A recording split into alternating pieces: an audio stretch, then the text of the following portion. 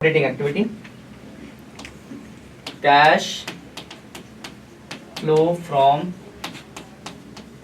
Operating activity. इसमें आपको याद होगा 4 स्टेजेस थी। सबसे पहला नेट प्रॉफिट, पर्टिकुलर अमाउंट हो गया, net profit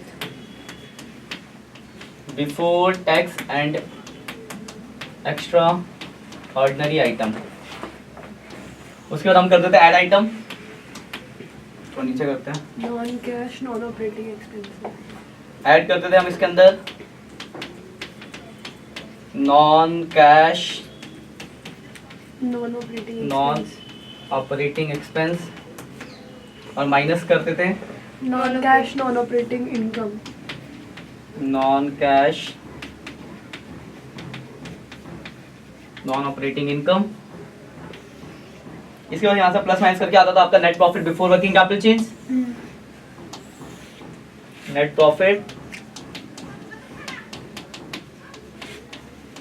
before working capital change. अब फिर उसके बाद हम नीचे लास्ट में इनकम टैक्स पे करके कैश फ्लो फ्रॉम ऑपरेटिंग निकाल देते हैं। तो कुछ नहीं करना आपको, बस क्वेश्चन को स्टार्टिंग से देखना, जो चीज जहाँ जाती है उसको वहीं भेजना है और ज्यादा कुछ नहीं। वो फॉर्मेट आपको याद रहना चाहिए कि फॉर्मेट में कहाँ पे क्या क्या चीजें आती है। किसी बच्चे को फॉर्मेट याद है तो आप फॉर्मेट खोल के बैठोगे, आप देखो साथ के साथ में कहाँ जा रहा है। देखो इसमें सबसे पहले लिखा है नेट प्रॉफिट दे रखा है, तो नेट प्रॉफिट तो टॉप पे आता है। तो नेट प्रॉफिट कितना दे रखा है? 1,10,000 रुपए। 1,10 है देखो क्वेश्चन के अंदर। आंसर में देखना, आंसर में ना ये सारी चीजें ना, ये जो यहाँ पे हमने कर रखा है net profit before tax extra ordinary, इसमें 5 चीजें आती है। उसका आप वर्किंग नोट पे बना के उन चीजों का प्लस माइनस करके यहाँ डायरेक्ट लिखते हैं। और आप चाहो तो यहाँ पे डायरेक्ट यहीं पे प्लस माइनस करो, कोई दिक्कत नहीं है। तो यहाँ जितने बुक में आपके जो सॉल्यूशंस है, तो net profit before tax extra ordinary direct लिखा गया, जिसमें 5 चीजें होती है। तो जो दिया होगा वो प्लस माइनस उन्होंने अलग से वर्किंग नोट में गया, तो वहां से उन्होंने एक 70 लिखा है। तो आंसर नहीं, क्वेश्चन देखो, ठीक। तो नेट प्रॉफिट 1,10 हो गया।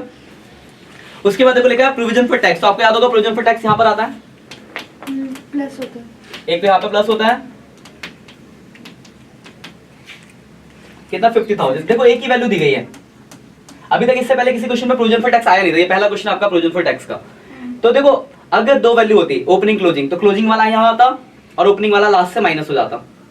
तो आपको याद होगा फॉर्मेट में जाता, ऊपर आता था करंट ईयर का और फिर प्रीवियस ईयर वाला लास्ट से माइनस हो जाता था। पर यहाँ पे एक सिंगल वैल्यू है, आगे हम इसका अकाउंट भी बनाना सीखेंगे। तो सिंगल वैल्यू यही वैल्यू होगा, यहाँ पे प्लस होगा और लास्ट में क्या हो जाएगा, यहाँ से माइनस हो जाएगा। कितना अमाउंट है? 50,000 है ना। अब देखना जरा ध्यान से कि उस इनकम टैक्स का रिफंड का क्या इफेक्ट पड़ेगा, वही नई चीजें जो हम देखेंगे यहाँ पे। तो यहाँ प्लस हुआ, लास्ट से माइनस हुआ, यहाँ तक कोई दिक्कत। अब इसके बाद आते हैं आगे। अब उसके बाद है आपका डिविडेंड डिक्लेयर। तो डिविडेंड कहाँ आता है? सबसे टॉप पे प्रपोज डिविडेंड है आपका। कितना अमाउंट है डिविडेंड का? 50,000।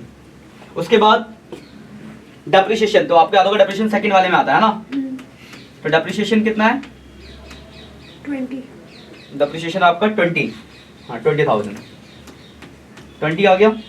उसके बाद loss on sale of plant, तो लॉस भी इसी में आता है। Loss on sale of plant कितना अमाउंट है? 10,000। उसके बाद क्या आपका गुडविल अमोर्टाइज, तो गुडविल भी यही आता है अमोर्टाइज, 40,000। याद रखना गुडविल के लिए ध्यान रखें, इस बात को मैं बार बार बोल रहा हूँ, रिपीट करके, कि गुडविल अगर घटती है तभी ऑपरेटिंग में आती है। वही अगर गुडविल बढ़ रही होती तो फिर वो ऑपरेटिंग में नहीं आती। बढ़ने का मतलब परचेज है, फिर वो इन्वेस्टिंग में आएगा। उसके लिए हम आगे पढ़ेंगे, अकाउंट बनाना सीखोगे तो आप बहुत अच्छे से रिलेट कर पाओगे। बट अभी इतना याद रखो कि गुडविल अगर घटती है तभी ऑपरेटिंग में आएगी, बढ़ेगी तो नहीं आएगी। क्यों नहीं आएगी? तो अब जब हम इन्वेस्टिंग पढ़ेंगे तो हम अकाउंट बनाना सीखेंगे, तो वहाँ इसका आंसर आपको अच्छे से मिल पाएगा। अभी फिलहाल के याद रख लो आप। उसके बाद क्या है, गुडविल एडवर्टाइज कितना है? 40,000। 40,000, तो ये 40,000 यहीं आ गया। उसके बाद अगला गेन ऑन सेल, तो गेन इस वाले में आता है 40,000। गेन ऑन सेल कितना आपका? 40,000। उसके बाद इनकम टैक्स पेड, अच्छा इनकम टैक्स पेड दे रखा है, सेम अमाउंट दे रखा है 50। नहीं दिया तो हम लिखते हैं डायरेक्ट दे ही रखा आपको, वही अमाउंट है। यहाँ तक आ गया। देखो यहाँ पे एक नया पॉइंट है लास्ट में, इनकम टैक्स रिफंड। देखो इस रिफंड का क्या होगा, देखो याद, एक तो ये ट्रीटमेंट कि आप इसका कुछ करो ही मत, ठीक है। या फिर अगर करना है तो क्या करना होता है, सबसे पहले वाले में यहां से करना होता है आपको माइनस रिफंड ऑफ टैक्स। कितना अमाउंट है इसका? 40,000। 40,000 है ना। 40,000। तो रिफंड और टैक्स यहाँ से माइनस हो जाएगा और ये लास्ट वाले में वापस हम यहाँ प्लस कर देंगे, रिफंड ऑफ टैक्स। तो एक बात, क्या इसका कोई इफेक्ट पड़ा? नहीं। अगर आप इस ट्रीटमेंट को नहीं करते तब भी तो आंसर सेम ही आता। मार्क्स तो नहीं कटेंगे। लेकिन हाँ, ट्रीटमेंट है तो करना पड़ेगा आपको, क्योंकि इससे क्या होगा, आपका ये पहला वाला चेंज होगा हाँ। और लास्ट वाला चेंज होगा। लेकिन हाँ, यहाँ पे कोई फर्क नहीं पड़ेगा आपको। तो पहले जो था, कुछ लोग इसको रिफंड करने के बाद में नंबर मिल जाता था आपको, इसको इग्नोर करने पे भी मार्क्स मिल जाते हैं, ऐसा नहीं कि नहीं मिलते। लेकिन कुछ टीचर लोग हैं जो सीधे डायरेक्ट चेक कर रहे हैं मान लो आंसर शीट से, तो वो हो सकता है नंबर काटते हैं। लेकिन अगर टीचर को पता है तो नंबर मिल जाएंगे। तो अच्छा है ना, कौन सा बड़ी चीज है। अगर कभी क्वेश्चन में आएगा तो रिफंड ऑफ टैक्स क्या करना आपको, यहाँ माइनस होनी चाहिए, प्लस करना। लॉन्ग क्वेश्चन में तो आपको मिलेगा ही नहीं जल्दी, ये जो छोटे छोटे क्वेश्चन वहीं पे मिल रहा है आपको। ये जब लॉन्ग क्वेश्चन आएगा तो वहाँ रिफंड और टैक्स वाला एडजस्टमेंट मिलेगा ही नहीं आपको। बट सिंपल है, छोटा ज्यादा तो रिफंड ऑफ टैक्स का कोई इफेक्ट नहीं पड़ता।